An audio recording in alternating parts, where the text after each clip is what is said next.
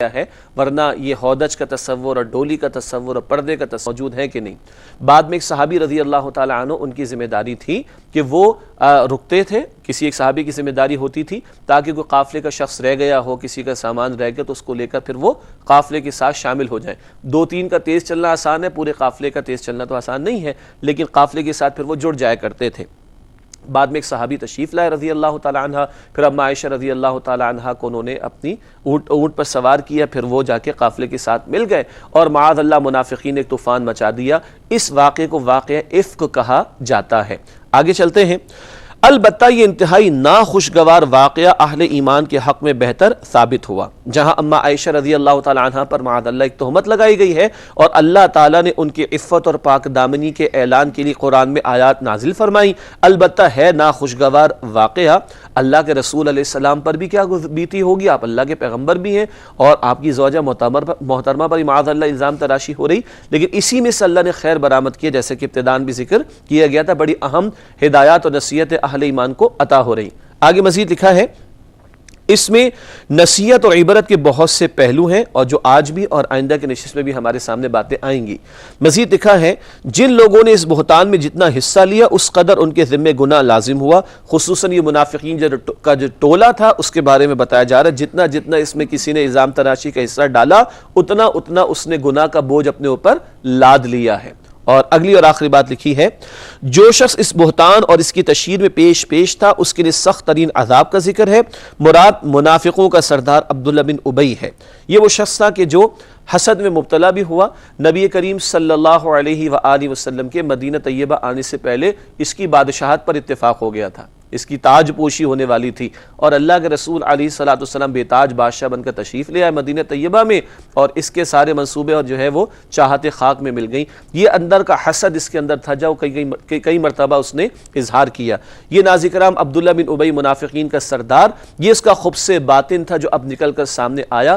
یہ سب سے زیادہ پیش تھا اس الزام تراشی کے معاملے میں، چنانچہ شدید ترین عذاب کا ڈراوا اس کے لیے بیان ہوا ہے اللہ سبحانہ و تعالیٰ کی طرف سے۔ ناظرین کرام، ایک وقفہ لیتے ہیں، اس کے بعد انشاءاللہ آپ سے ملاقات کر کے اگلی آیات کا مطالعہ آپ کے سامنے رکھیں گے۔ السلام علیکم ورحمۃ اللہ وبرکاتہ۔ السلام علیکم ورحمۃ اللہ وبرکاتہ۔ ناظرین کرام، پروگرام بصیرت القرآن میں آپ کو خوش آمدید کہتے ہیں۔ آئیے اگلی آیت کا مطالعہ شروع کریں۔ سورۃ النور کی آیت نمبر 12 ارشاد ہو رہا ہے اس مقام پر، لولا اذ سمعتموہ ظن المؤمنون والمؤمنات بانفسہم خیرا وقالوا ھذا افک مبین۔ ترجمہ، ایسا کیوں نہ ہوا جب تم نے سنا وہ بہتان تو اچھا گمان کیا ہوتا مومن مردوں اور مومن عورتوں نے اپنوں کے بارے میں، اور کہا ہوتا کہ یہ تو بالکل واضح بہتان ہے۔ یہ آیت نمبر 12 کا ترجمہ اور واقع افک کا بیان ان آیات میں ہے اور آئندہ کی نشست میں بھی آئے گا انشاءاللہ۔ اس آیت کی تشریح کی طرف چلتے ہیں۔ ان سادہ لوح اہل ایمان کو ہدایت جو اس واقعے سے ناسمجھی میں متاثر ہو گئے تھے۔ سادہ لوحی میں ان کی زبان پر بھی کچھ باتیں آ گئی منافقین کے پروپیگنڈے کی وجہ سے، ان کو رہنمائی دی جا رہی۔ آگے فرمایا، مزید لکھا ہے تشریح میں، انہیں سرزنش کی گئی کہ جب بہتان تراشی کی گئی تو مؤمن مردوں اور عورتوں نے فوراً اس کی تردید کیوں نہیں کی، فوراً تردید کرنی چاہیے تھی۔ مزید آگے لکھا ہے، نیز اسے بہتان کیوں قرار نہیں دیا، ویسے بھی ایک مسلمان کو دوسرے مسلمان کے بارے میں گمان اچھا رکھنا چاہیے، اور یہاں کس پہ الزام تراشی کی ہے منافقین نے؟ اما عائشہ رضی اللہ تعالیٰ عنہ پر، رسول اللہ صلی اللہ علیہ وسلم کی زوجہ محترمہ ہے، صدیق اکبر رضی اللہ تعالیٰ عنہ کی صاحبزادی ہیں۔ اتنی پاک دامن خاتون کے بارے میں اگر تمہارے کان میں ایک بات پہنچی بھی تو فوراً اس کی کیا ہونی چاہیے تھی؟ تردید ہونی چاہیے تھی۔ یہ سادہ لوحی میں جو مسلمان کچھ کہہ بیٹھے تھے ان کو سمجھایا جا رہا ہے۔ اگلی آیت ناظرین کرام، آیت نمبر 13 ارشاد ہو رہا ہے، لولا جاءوا علیہ باربعۃ شہداء فاذ لم یأتوا بالشہداء فاولئک عند اللہ ھم الکاذبون۔ ترجمہ، وہ کیوں نہ لائے اس پر 4 گواہ، پھر جب وہ نہیں لا سکے گواہ تو وہی لوگ اللہ کے نزدیک جھوٹے ہیں۔ یہ آیت نمبر 13 کا ترجمہ۔ آئیے اس کی تشریح کرتے ہیں۔ اس حوالے سے پہلا نقطہ اسکرین پر ملاحظہ فرمائیے گا، بہتان لگانے والوں نے ایک گواہ بھی پیش نہیں کیا، جبکہ اس معاملے کے لیے 4 گواہ پیش کرنا ضروری تھے، اور 4 گواہوں کا ذکر پچھلی نشست میں آ چکا ہے اور حد قذف کا بیان بھی وہاں پر آیا تھا۔ مزید آگے لکھا ہے، گواہوں کی عدم موجودگی میں وہ اللہ تعالیٰ کے نزدیک جھوٹے ہیں، ثبوت پیش نہیں کر سکتے تو ان کا الزام لگانا بھی جھوٹا ہے، جھوٹی بات تھی، اور یہ بھی جھوٹے ہی قرار پائیں گے۔ ناظرین کرام، یہ ہے اہمیت ایک شخص کی عزت اور آبرو کی. یہاں تو واقعہ اما عائشہ کا پیش آیا رضی اللہ تعالیٰ عنہ. سبحان اللہ, کروڑوں کروڑوں کروڑوں خواتین سے بڑھ کر ان کا مقام اور رتبہ ہے. البتہ بات یہ ہو رہی ہے کہ ایک عفت اور پاکیزگی کا تقاضا ایک معاشرے میں کہ کسی پہ تم الزام لگا رہے ہو تو خالی تمہاری باتوں کا وزن نہیں ہوگا, گواہ پیش کرنا ہوں گے, اور گواہ پیش نہیں کرتے تو تم جھوٹے ہو. قرآن اس مقام پر یہ رہنمائی دے رہا ہے. اگلی آیت, آیت نمبر 14, ارشاد ہوا وَلَوْلَا فَضْلُ اللَّهِ عَلَيْكُمْ وَرَحْمَتُهُ فِي الدُّنْيَا وَالْآخِرَةِ لَمَسَّكُمْ فِي مَا أَفَضْتُمْ فِيهِ عَذَابٌ عَظِيمٌ. ترجمہ, اور اگر نہ ہوتا اللہ کا فضل تم پر اور اس کی رحمت دنیا اور آخرت میں تو یقیناً پہنچتا تمہیں اس کی وجہ سے جس کا تم چرچا کر رہے تھے بڑا عذاب. یہ آیت نمبر 14 ہے. اس کا ترجمہ آپ کے سامنے ہمارے سامنے آیا. تشریح کی طرف چلتے ہیں. پہلی بات, یہ آیت ان اہل ایمان کے بارے میں نازل ہوئی جو اس تہمت میں کسی قسم کی شرکت کر بیٹھے تھے لیکن پھر انہوں نے توبہ کر لی. یہ سچے ایمان والوں کا ذکر ہے. آگے مزید لکھا ہے, اگر دنیا و آخرت میں اللہ کا فضل اور رحمت نہ ہوتی تو اس عظیم غلطی پر ان پر اللہ کا شدید عذاب نازل ہو جاتا. یہ محض اللہ کا فضل ہے کہ اللہ نے معاف فرما دیا ہے, ورنہ کیا سے کیا نہ ہو جاتا. ایک خاتون کی عفت کتنی بڑی شے, اور پھر وہ اما عائشہ رضی اللہ تعالی عنہ تو کتنا بڑا مقام و بلند مرتبہ ہے. اس تعلق سے بار بار حساسیت کا پہلو واضح کیا جا رہا ہے. اس کے بعد آج کے مطالعے کے اعتبار سے اگلی اور آخری آیت ہے سورہ نور کی آیت نمبر 15. ارشاد ہوا اِذْ تَلَقَّوْنَهُ بِأَلْسِنَتِكُمْ وَتَقُولُونَ بِأَفْوَاهِكُمْ مَا لَيْسَ لَكُمْ بِهِ عِلْمٌ وَتَحْسَبُونَهُ هَيِّنًا وَهُوَ عِندَ اللَّهِ عَظِيمٌ. ترجمہ, جب تم باہم لے رہے تھے اس بہتان کو اپنی زبانوں پر اور کہہ رہے تھے اپنے منہوں سے وہ کہ نہیں تھا تمہارے پاس جس کا علم, اور تم سمجھ رہے تھے اسے معمولی, جبکہ وہ بات اللہ کے نزدیک بہت بڑی تھی. یہ آیت نمبر 15 کا ہوا ترجمہ. آئیے اس کی تشریح کی طرف چلتے ہیں. اس حوالے سے پہلی بات, مزید سرزنش کا بیان. سرزنش کا مطلب ڈانٹ ڈپٹ بھی جسے کہا جاتا ہے. ٹھیک, لوگ اس بات کو اپنی زبانوں پر لے رہے تھے. ادھر سے بات آئی اس کی زبان پر, ادھر سے بات گئی اس کی زبان پر, ادھر سے بات چلے گئی اس کی زبان پر, بغیر تحقیق بات آگے بڑھتی چلی جا رہی ہے. اس کو کہا زبانوں پر لا رہے تھے تم باتوں کو. آگے لکھا ہے مزید, انہوں نے بلا سوچے سمجھے اور بلا دلیل اس بات کی تشہیر کی. الزام اگر کسی نے لگایا تو گواہ تو مانگو, ثبوت تو مانگو, اور بغیر گواہ بغیر ثبوت تم نے الزام لگایا کیسے معاذ اللہ. اور اگر تمہارے کانوں میں بھی بات پہنچی تو تم کو فوراً تردید کرنی چاہیے تھی اور آگے نہیں بڑھانا چاہیے تھا بغیر تحقیق اور بغیر ثبوت. اس بات کی وضاحت کی جا رہی. مزید آگے لکھا ہے, وہ اسے ہلکی بات خیال کر رہے تھے لیکن اللہ تعالیٰ کے نزدیک ان کا یہ فعل بہت بڑا جرم تھا. ایک خاتون کی عفت کتنا اہم معاملہ, پھر عرض کر رہا ہوں. پھر اما عائشہ رضی اللہ تعالی عنہا کا مقام تو کس قدر بلند بات ہو جائے گی, اہم بات ہو جائے گی, حساس نوعیت کا معاملہ ہو جائے گا. اس حوالے سے سینسٹیو ہونا, حساس ہونا, احتیاط کرنا, یہ ساری نصیحت ہے جو اس واقعے سے اہل ایمان کے سامنے آ رہی ہے. ناظرین کرام, الحمدللہ زیر مطالعہ آیات کا بیان تو ہوا کسی درجے میں مکمل. اب وقت ہے سوالات کا. چلتے ہیں ہمارے ساتھیوں کی جانب, ان سے دریافت کرتے ہیں کہ آج وہ ہم سے اس مقام کے مطالعے کے تعلق سے کیا معلوم کرنا چاہتے ہیں. جی بیٹا, آپ کا سوال. میرا سوال یہ ہے کہ منافقین کا ذکر آیا تھا تو ان کی صفات کا کچھ ذکر کر دیجئے. منافقین کا ذکر آیا تو ان کی صفات کا ذکر کر دیجئے. ایک بات جو قرآن حکیم سے بہت واضح طور پر سامنے آتی ہے وہ یہ ہے کہ نمبر 1, یہ منافقین نبی کریم صلی اللہ علیہ وسلم کی اطاعت سے فرار اختیار کرتے تھے. اس سورہ نساء میں تفصیل آتی. نمبر 2, اللہ کی راہ میں قتال کا کبھی موقع آ جائے, جنگ کا موقع آ جائے, اللہ کی راہ میں ہجرت کا موقع آ جائے, بھاگ جایا کرتے تھے. یہ بات بھی سورہ نساء میں بہت تفصیل سے آتی ہے. تیسری بات, دنیا کی محبت میں غرق ہو کر یہ اللہ کے دین کو فراموش کر دیا کرتے تھے. دنیا کی محبت میں غرق ہو کر اللہ کے دین کو فراموش کر دیا کرتے تھے. یہ ان کے کچھ رویے جو قرآن حکیم میں آتے ہیں, اور کچھ ان کی صفات جو احادیث میں ہمارے سامنے آتی ہیں. مشہور حدیث آپ سب کے علم میں ہوگی, حدیث شریف میں ذکر آتا ہے کہ منافقین کی 4 علامات ہیں. مسلم شریف کی روایت کے مطابق, جب بھی بات کرتا ہے جھوٹ بولتا ہے, جب بھی وعدہ کرتا ہے توڑ دیتا ہے, جب بھی اس کے پاس امانت رکھوائی جاتی ہے تو وہ خیانت کرتا ہے, اور جب جھگڑے کا موقع آتا ہے, جھگڑتا ہے کسی سے تو گالیوں پر اتر آتا ہے. جھوٹ بولنا, خیانت کرنا, وعدہ خلافی کرنا, گالیاں دینا. رسول اکرم صلی اللہ علیہ وآلہ وسلم نے فرمایا یہ منافقین کی صفات ہیں, علامات ہیں. اور حدیث شریف میں ذکر آیا کہ جس میں ساری موجود ہے پکا منافق ہے, اور جس میں جتنی موجود ہے وہ اتنا فیصد منافق ہوگا. اللہ تعالیٰ ہر قسم کے نفاق سے, چاہے وہ باطن کا ہو یا اعمال اور ظاہر کا, اللہ ہم سب کی حفاظت فرمائے. ٹھیک ہے بیٹا؟ جی بیٹا آپ کا سوال. میرا سوال یہ ہے کہ بدگمانی کے بارے میں ہمارے دین نے کیا تعلیمات بتائی ہے؟ بہت اچھا سوال ہے. بدگمانی کا مطلب ہوتا ہے بیٹا برا گمان رکھنا. قرآن حکیم میں سورہ حجرات میں تفصیل آتی ہے، اجتنبوا کثیرا من الظن، سورہ حجرات کی آیت نمبر 11 میں، بہت زیادہ گمان کرنے سے بچو. ان بعد الظن اثم، بعض جو بدگمانیاں ہوتی ہیں نا وہ گناہ ہوا کرتی ہیں، یعنی کسی کے بارے میں برا خیال رکھنا. عام طور پر ہمارے اب جب بھی ہم کسی کے بارے میں کچھ سوچنا شروع کرتے ہیں تو مثبت کے بجائے منفی انداز سے، پازیٹیو کے بجائے نیگیٹو انداز سے، جبکہ یہ نیگیٹو انداز یہ پسندیدہ نہیں ہے. مسلمان کا دوسرے مسلمان کے بارے میں عام رویہ جو ہے وہ اچھا ہونا چاہیے گمان کے اعتبار سے. ہاں کسی شخص کا رویہ اس قدر واضح طور پر سامنے آ چکا کہ اس کے بارے میں اچھی رائے قائم نہیں کی جا سکتی، یہ تو ایک الگ بات ہے. لیکن عام حالات میں ایک مسلمان کا مسلمان کے بارے میں رویہ اچھا ہونا چاہیے، بدگمانی سے روکا گیا. اور حدیث شریف میں ذکر آتا ہے کہ مسلمان کے بارے میں حسن ظن رکھے، اچھا گمان رکھے، نہ کہ بدگمانی کی بنیاد پر کسی کے ساتھ معاملہ کیا جائے. ٹھیک؟ جی بیٹا آپ کا سوال. میرا سوال یہ ہے کہ دوسروں کے بارے میں ایک مسلمان کا عمومی رویہ کیا ہونا چاہیے؟ ماشاءاللہ ملتا جلتا سوال آ گیا کہ دوسروں کے بارے میں ایک مسلمان کا عمومی رویہ کیا ہونا چاہیے.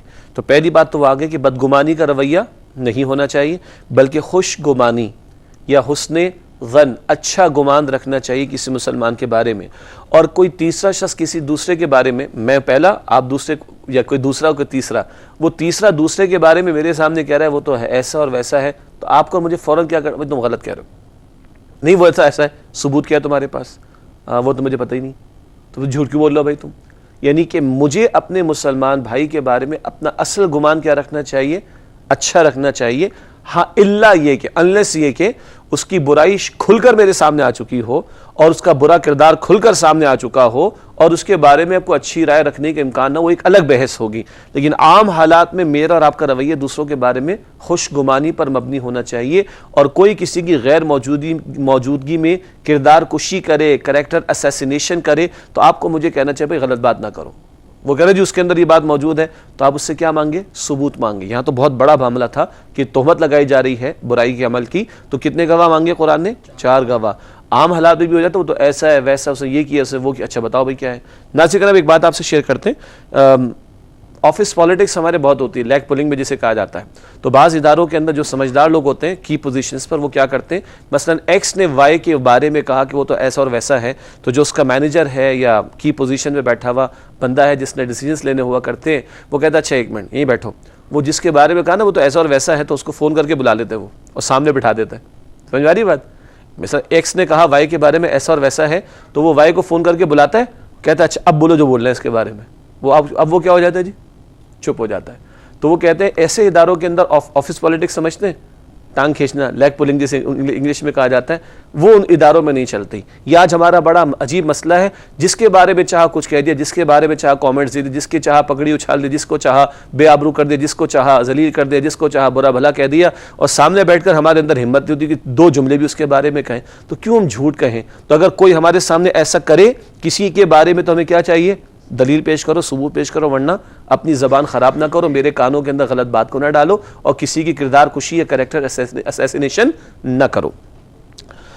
ناظرین کرام الحمدللہ سوالات ان کے جوابات مکمل ہوئے. اب پروگرام کے آخری نمات میں ہمیشہ کی طرح آخری مختصر سیگمنٹس آپ کے سامنے رکھتے ہیں. آج کا نقطہ قرآنی معلومات کا نقطہ نوٹ کیجئے گا، پھر دوہرا رہے ایک بات کو کچھ عرصے کے بعد دہرایا کرتے ہیں. عام طور پر قرآن کریم میں آیات کی تعداد 6236 ہے.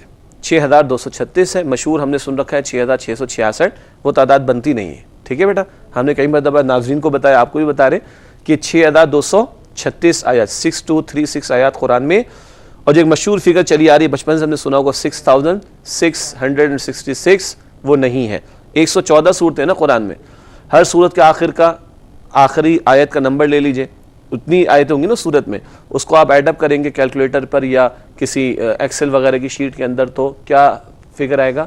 6236 انشاءاللہ. ٹھیک ناظرین کرام، اس کے بعد حاصل مطالعہ پیش خدمت ہے. ریکیپ یا خلاصہ ان باتوں کو جو باتیں تشریح میں آپ کے سامنے ہمارے سامنے آ چکی ہوتی. آج بھی 3 باتیں حاصل مطالعہ کے والے سے. پہلی بات، واقعہ افک میں جس شخص نے جس قدر بدگمانی کی اسی قدر اس کے ذمے گناہ لازم ہوا. تفصیل آ چکی ہے. اگلا نقطہ، 4 گواہ پیش نہ کرنے پر بہتان لگانے والے جھوٹے قرار پائے۔ اور آخری نقطہ، بہتان تراشی کرنے والے اپنے فعل کو معمولی سمجھ رہے تھے جبکہ اللہ کے نزدیک یہ بہت بڑا جرم تھا۔ یہ تفصیل بھی ہمارے سامنے آ چکی ہے۔ اس کے بعد جائزہ، ایک کریٹیکل سیگمنٹ ہوتا ہے چھوٹا سا، اور کئی ساتھی جب ملتے ہیں فیڈ بیک دیتے ہیں تو کہتے ہیں کہ بس یہیں پہ جا کے نا وہ بات دلوں پر جا کے لگتی ہے کہ یہ بڑا کریٹیکل سیگمنٹ ہوتا ہے، جائزہ، سیلف اسسمنٹ۔ آیات تو ہم نے سمجھ لیا، اب ہم کہاں کھڑے ہیں؟ آئیے اپنا جائزہ لیں۔ پہلا سوال، کیا ہم لوگوں کے بارے میں حسن ظن سے کام لیتے ہیں؟ حسن ظن، اچھا گمان، ٹھیک ہے، نیگیٹو تھنکنگ کو کم کرنا ہے بلکہ ختم کرنا ہے، اور بی پازیٹیو والی اپروچ پر آنا ہے۔ ہمارا عام رویہ دوسروں کے بارے میں خوش گمانی پر اور حسن ظن پر مبنی ہونا چاہیے۔ اگلا سوال جائزے کے طور پر، کیا ہم بدگمانی سے بچنے کی کوشش کرتے ہیں؟ بعض بدگمانیاں گناہ ہوتی ہیں، سورہ حجرات کی آیت نمبر 11 کا حوالہ دیا گیا تھا، اور خواہ دوسروں کے بارے میں نیگیٹو تھنکنگ کیوں اپنے اندر پالیں، اور اپنے دل کے اندر کس کس کے بارے میں چیزیں سنبھال کر رکھیں گے؟ یہ دل بڑی حساس نوعیت کی شے ہے، فزیکلی بھی اور اسپرچولی بھی، روحانی اعتبار سے بھی جسمانی اعتبار سے بھی، تو اس کو خواہ اوور لوڈڈ کرنے کی ضرورت نہیں۔ سمجھ رہے بات کو؟ کتنی پالیں گی چیزیں بھائی، فارغ کریں۔ اگلا اور آخری سوال جائزے کے طور پر، کیا ہم بلا دلیل دوسروں کی طرف غلط باتیں منسوب تو نہیں کرتے؟ جس کی چاہا پکڑی اچھال دی، جس کے بارے میں چاہا کامنٹ دے دیے، اور ہمت نہیں ہے، جرت نہیں ہے ہمارے اندر کہ اس کے سامنے بیٹھ کے 2 جملے بھی اس کے بارے میں وہ کہہ سکیں جو 36 جملے اس کے بارے میں ہم کہہ چکے ہوتے ہیں۔ یہ ہے کیا، میں اس کو کیا عرض کروں، پیچھے بیٹھ کے ساری برائیاں کر دی جو کہ ہے نہیں اس کے اندر، اور سامنے اس کو کھڑا کر دو، 2 باتیں بھی کہو تو جان نکلتی ہے۔ یہ کیا بکواس ہے؟ کتنا وقت برباد کرتے ہیں کریکٹر اسیسینیشن کے اندر، کردار کشی کے اندر، دوسروں پر الزام تراشیاں کرنے کے اندر، اور کوئی دلیل ہمارے پاس ہوا نہیں کرتی۔ خدا را ہم اپنے معاملات کو درست کریں اور پازیٹیولی اپنی انرجیز کو اختیار کرنے کی اور استعمال کرنے کی کوشش کریں۔ ناظرین کرام، اس کے بعد آخر میں 2 باتیں، گزشتہ سوال کا جواب آپ کے سامنے رکھیں گے۔ سورۃ البقرہ کی آیات 1 تا 40 میں سے کس آیت میں لوگوں کا رشتوں کو کاٹ دینے کا طرز عمل ذکر کیا گیا ہے؟ البقرہ کی آیات 1 تا 40، اس میں سے آپ کو تلاش کرنا تھا۔ درست جواب ہے آیت نمبر 27، وَيَقْطَعُونَ مَا أَمَرَ اللَّهُ بِهِ أَن يُوصَلَ، اور وہ لوگ نافرمان لوگ، فاسق لوگ اسے کاٹتے ہیں جس کو اللہ نے جوڑے رکھنے کا حکم دیا۔ اس کی ایک تعبیر اور تفسیر کی گئی ہے رحمی رشتوں کو کاٹنا، اس سے روکا گیا ہے۔ بہرحال یہ نافرمانوں کی روش ہے کہ وہ رشتے کاٹتے ہیں۔ سورہ البقرہ کی آیت نمبر 27 میں اس کا ذکر ہے۔ آج کا سوال نوٹ کیجئے گا، سورۃ البقرہ کی آیات 41 تا 80 میں سے کس آیت میں گائے کو ذبح کرنے کا ذکر ہے؟ سورۃ البقرہ کی آیات 41 سے 80 میں سے کس آیت میں گائے کو ذبح کرنے کا ذکر ہے؟ اور آپ کے علم ہے کہ اب ہم سورۃ البقرہ سے آپ کے سامنے سوالات رکھ رہے ہیں، اور اب آپشنز نہیں بلکہ ایک رینج آپ کو دیتے ہیں، اس آیت سے اس آیت کے درمیان تلاش کریں تاکہ آپ خود قرآن بھی پڑھیں گے انشاءاللہ تعالی، ہم سب پڑھیں گے، خود ترجمہ پڑھیں گے، ہم سب پڑھیں گے، تلاش کریں گے تو بار بار قرآن سے ہمارا تعلق مضبوط ہوگا انشاءاللہ۔ جواب اگلے پروگرام میں آپ سے شیئر کریں گے۔ اور ناظرین کرام، اسی کے ساتھ پروگرام کا وقت ہوا مکمل، آپ سے چاہیں گے اجازت، اور اگلے پروگرام میں انشاءاللہ آپ سے ملاقات کرتے ہیں۔ آپ تمام ساتھیوں کا بہت شکریہ، اللہ آپ کو جزائے خیر عطا فرمائے۔ ناظرین کرام، ہم سب کو، ہمارے قاری صاحب کو، ہماری پوری ٹیم کو، تمام تعاون کرنے والوں کو اور تمام مسلمانوں کو اپنی دعا میں یاد رکھیے۔ اے اللہ سبحانہ و تعالی ہم سب کو حیا کی حفاظت کی توفیق عطا فرما، بدگمانی سے محفوظ فرما، اور دوسروں کے ساتھ عمدہ رویہ اختیار کرنے کی توفیق عطا فرما، آمین یا رب العالمین۔ وآخر دعوانا الحمدللہ رب العالمین، والسلام علیکم ورحمۃ اللہ وبرکاتہ۔